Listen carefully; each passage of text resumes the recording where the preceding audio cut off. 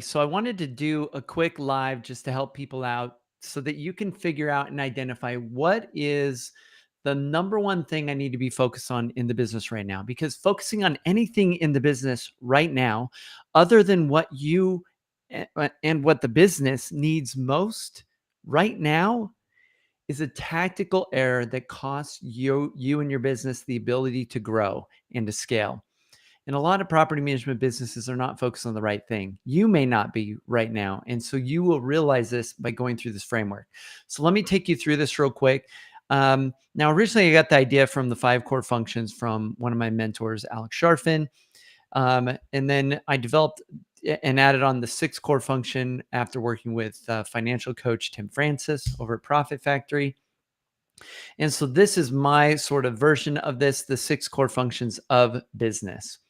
So let's take a look at these. And I want you to rate these. There's basically 6 areas.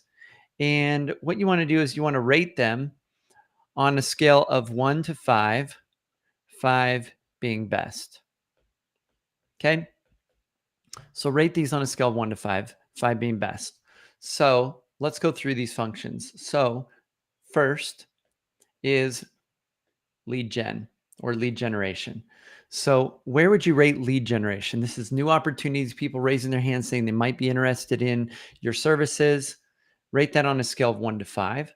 Next, you're going to rate nurture.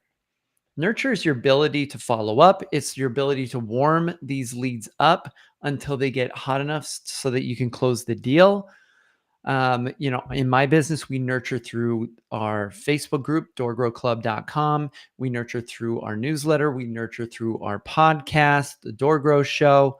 We have these nurture tools. Lead gen, we use Facebook ads and our Facebook group as well. And our podcast, and these are also lead gen tools for us as well. So we've got lead gen and nurture. Your nurture really is your ability to follow up on these leads to make sure that these leads are moving consistently towards a close. So if you consistently, aggressively follow up on these leads once they come into your pipeline or into your sphere of influence, then you can rate nurture really high, right? So rate nurture. Number 3, this is after they nurture, the next step is conversion. So this really is related to your ability or your BDM's ability, your business development manager or your salesperson, whatever you call them, the ability for them to close the deal. So if they're pitching and they're talking and selling right then, their ability to convert clients, how strong are you at conversion? If you're lacking salespeople or lacking a big enough sales team to deal with all the leads and nurture that are happening, then you may need to increase conversion. Maybe you need a sales assistant, et cetera. So where would you rate conversion right now? If you don't feel confident in your ability to close deals, maybe conversion is a bit low for you. If you have a really high close rate, maybe you would rate this really high. And this really is, how do you feel about these right now? Not based on what you ideally could be, because it's impossible. It's impossible for all of these to be a 5. Impossible at the same time. And you'll realize that as we go through them. Number 4 is CLV, which is customer lifetime value, or some people will call that LTV, lifetime value. But lifetime value relates to retention, resell, upsell, and pricing. So if you have really effective pricing structure, you're able to retain clients for a long time. If you have additional upsells and services to offer them and fees are really healthy, then and you have low churn, right? Then you would rate this really well, maybe a 5, right? And then let's go to number 5. This is, oops, I was looking at the wrong thing. All right, here we go. So that's actually number 5. Number 4 is delivery. This is after they pass the paywall. So you've just converted them into a client. You've closed the deal. And then we've got delivery. And this is more related to operations. So after you sign the contract and close the deal, at conversion, which means they've converted into a customer, this is where they pass the paywall. Then you have delivery and operations. This is doing property management, leasing, maintenance coordination, showings, all of everything related to property management is going that delivering the service would be under delivery. Then number 5 is customer lifetime value, making sure you're getting paid well enough to do that. I chatted about that already. And then number 6, the last one, is financial, or the finances.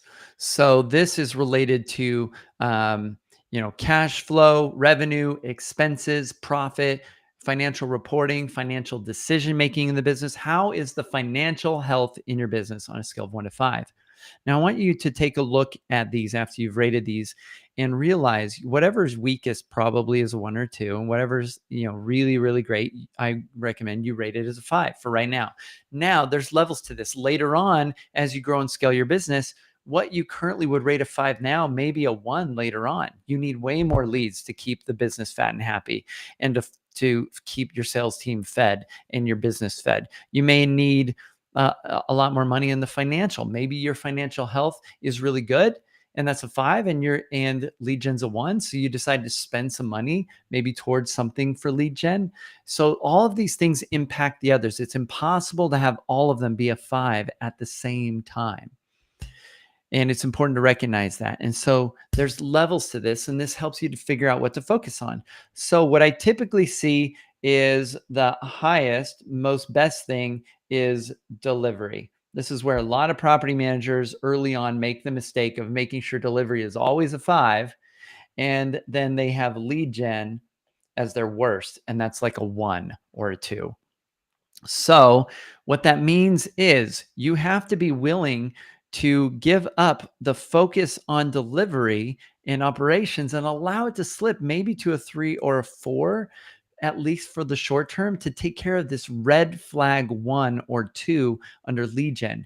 Your focus and attention should always be on which function in the business is the weakest right now. That's where your focus and attention should be. Putting your focus anywhere else other than what the business needs most right now is a tactical error. It's like Indiana Jones stopping to look at the flowers while the boulder is rolling down the hill after him. It's a tactical mistake and error. So make sure you're focused on what the business needs most right now. So if you walk away from a conference with tons of ideas, you can throw them into these different categories and only focus on implementing and taking action on the ones that are relevant to the thing you need most right now. And for many of you, that's probably lead gen. And if you want to grow your business and get leads in business without making the tactical mistake of doing advertising, which is super expensive to do advertising and takes a ton of time to do advertising. It takes more time to close those deals because they're more cold, and that means it takes way more nurture. We're going to help you figure out at DoorGrow how to grow your business without spending a dime on advertising, and to significantly reduce the time in half or by a third to close more deals. This is how we've helped one of our clients in the last year add over 300 doors to his portfolio without spending a dime on marketing. That would have been impossible if he had spent money on advertising. It would have taken way too much time to focus on all those leads to close them, rather than focusing on warm leads. And it would have been really, really freaking expensive. And there isn't enough money. There isn't enough leads available through cold lead marketing by trying to go after Google and things that are showing up on Google and people searching on Google, because those are the shittiest, coldest, worst prospects at the end of the sales pipeline. We're going to teach you how to capture warmer leads that have a high close rate, high conversion, that you can capture earlier in the sales cycle by going after the blue ocean of the 70% that are self-managing, that are not even looking for property managers online. So if that's interesting to you, I have a whole training on that. It includes this framework and several others. It's called our 7 frameworks training. Reach out to our team and we will give you access to that training for free and help you realize why it's been so difficult to grow, because you've been listening to the BS put out by marketers. We want to eliminate the BS, build awareness, change the perception, and help the best property managers win. So that's it for today. Reach out to us by going to doorgrow.com and schedule a call with us. And we'll talk to you soon. And if you're not in our Facebook group, this is going live in our Facebook group as well, but make sure to go to doorgrowclub.com and join our free Facebook group and community. and where we share cool ideas, and you can connect with other property management business owners in our community. All right, that's it for today. Bye, everyone.